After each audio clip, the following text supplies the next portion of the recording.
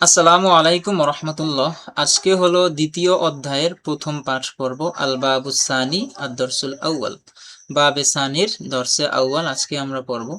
তো গত 9টি পর্বে আমরা পড়েছিলাম বাবে আউয়ালের 9টি পর্ব, আল বাবুল আউয়ালু। আহ, বাবে আউয়ালের 9টি পর্ব। তো এটা হচ্ছে বাবে আউয়ালের দর্সে দর্সে তাসিও আর দর্সে তাসিও নবম পাঠ। আর এটা হচ্ছে বাবে আউয়ালের অষ্টম পাঠ। তো আজকে আমরা পড়ব আল বাবু সানি দ্বিতীয় অধ্যায় আদ-দরসুল আউয়াল প্রথম পাঠ, বাবে আউ সানির প্রথম পাঠ।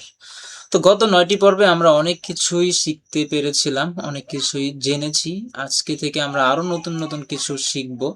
তো যারা পিছনের পড়াগুলো খুব সুন্দরভাবে পড়েছেন, শিখেছেন এবং লিখেছেন, লিখবেন, আপনারা যেটা পড়বেন সেটা কিন্তু লিখবেন, খাতায় লিখবেন। তাহলে এটা আপনি একটা জিনিস পড়লেন, পড়ার সাথে যদি লিখেন তাহলে এটা মাথার মধ্যে গেঁথে যায়, এটা অনেক দিন মনে থাকবে। তো যারা পিছনের পড়াগুলো খুব সুন্দরভাবে শিখতে পারছেন, তারা সামনে পড়লে আরো মজা পাবেন, বুঝতে পারবেন, বুঝতে সহজ হবে। তো পিছনের পড়া প্রতিদিনই আপনারা পড়বেন, 1 পৃষ্ঠা 2 পৃষ্ঠা করে হলেও প্রতিদিন রানিং রাখবেন। তো চলুন শুরু করি আদ-দরসুল আউয়াল বাবে সানির প্রথম পাঠ শুরু করি। তো এখন দেখেন এখানে কতগুলো নতুন শব্দ আছে। বুংদকিয়াতুন একটি বন্দুক, বুংদকিয়াতুন একটি বন্দুক। বাখিরাতুন একটি স্টিমার, বাখিরাতুন একটি স্টিমার। দাব্বাবাতুন একটি ট্যাঙ্ক, দাব্বাবাতুন একটি ট্যাঙ্ক।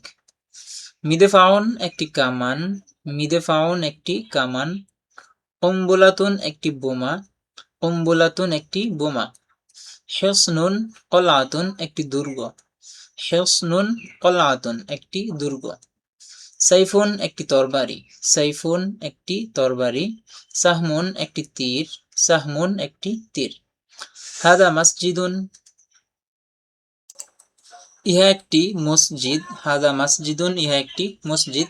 হাজা এটা নিকটবর্তী কোনো কিছু ইশারা ইঙ্গিত করার জন্য ব্যবহার করা হয়, এটা আমরা জানি সবাই। তো হাদা মসজিদুন ইহা একটি মসজিদ, মসজিদটা কাছে, নিকটে।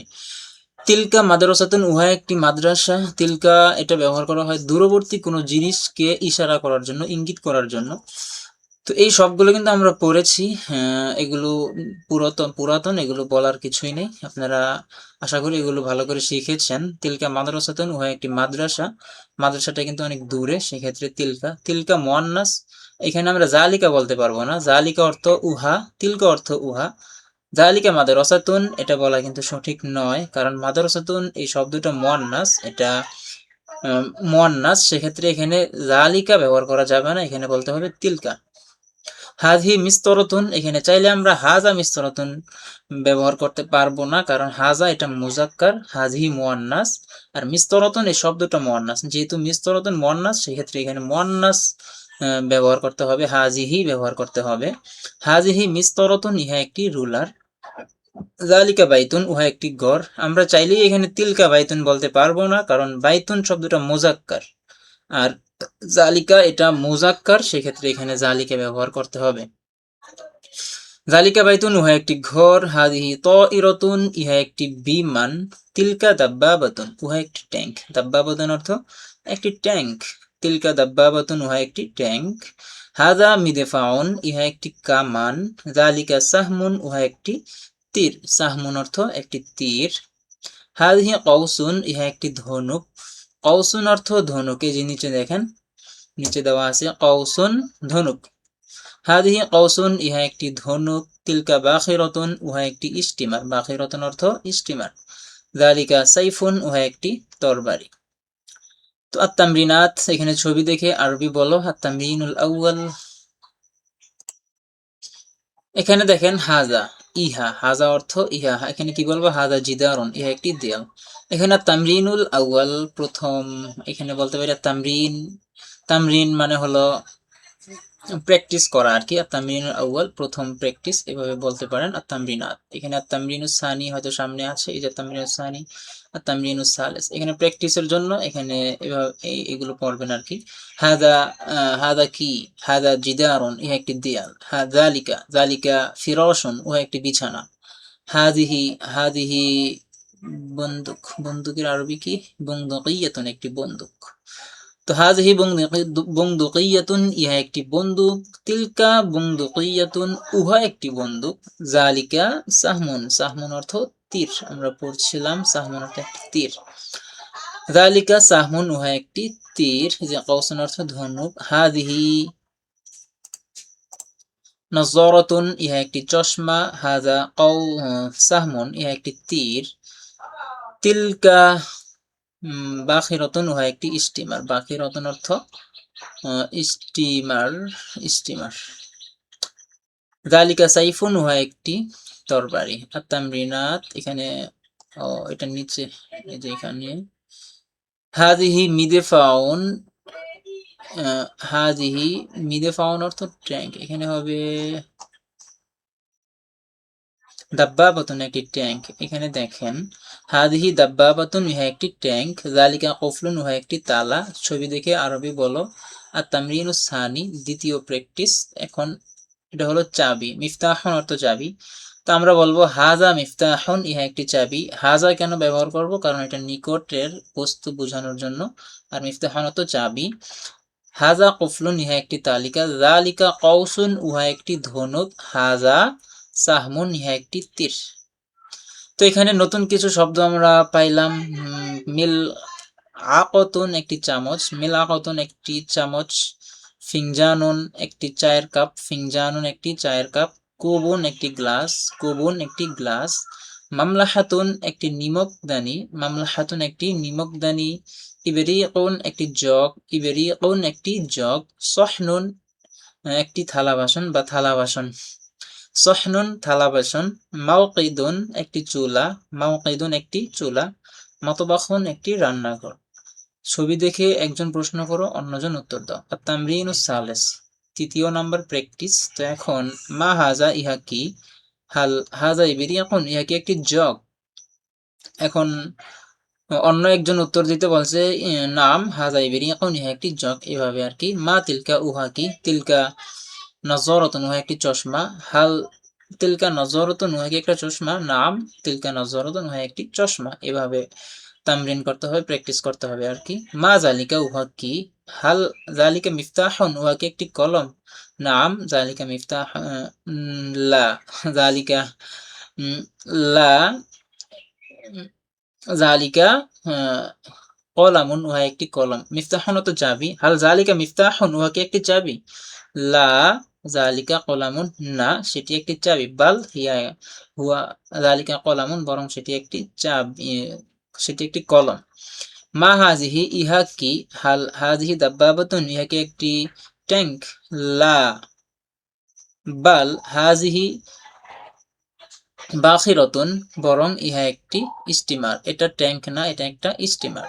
মা তিলকা, উহা কি? হাল তিলকা কুরাতুন, সেটি কি একটি বল? নাম তিলকা কুরাতুন, সেটি একটি বল। হাল হাজিহি মিলাকাতুন, ইহা কি একটি গ্লাস? মিলাকাতুন, একটি চামচ। মা হাজিহি হাল হাজিহি মিলাকাতুন, ইহা কি একটি চামচ? লা হাজিহি গ্লাস আরবি পড়ছিলাম, একটি কুবুন। হাজিহি কুবুন, বাল হাজিহি কুবুন, ইহা একটি, বরং ইহা একটি গ্লাস। হাল জালিকা মেহরাসুন, উহা কি একটি লাঙ্গল? নাম জালিকা মেহরাসুন, উহা একটি লাঙ্গল। হাল হাজা কুবুন, ইহা কি একটি গ্লাস? লা বাল হাজা বাল হাজা ইবরিকুন, ইহা একটি জগ। হাল হাজিহি তাইরাতুন, ইহা কি একটি বিমান? নাম হাজিহি তাইরাতুন, ইহা একটি বিমান। তো এখানে কিছু দিছে, উপরের অনুকরণে বিভিন্ন জিনিস দেখিয়ে একজন প্রশ্ন করো, অন্যজন উত্তর দাও। শুধু বোঝার জন্য, অনুশীলনের জন্য নয়, সাধারণ প্রশ্ন। আর তামরিনুর রাবিউ, চতুর্থ প্র্যাকটিস। তো হাল হাজা কলামুন, ইহা কি একটি কলম? নাম হাজা কলামুন, হা ইহা একটি কলম। হাল হাজা মিফতাহুন, ইহা কি একটি চাবি? লা হাজা কফলুন, না এটা একটা তালা। বিশেষ প্রশ্ন।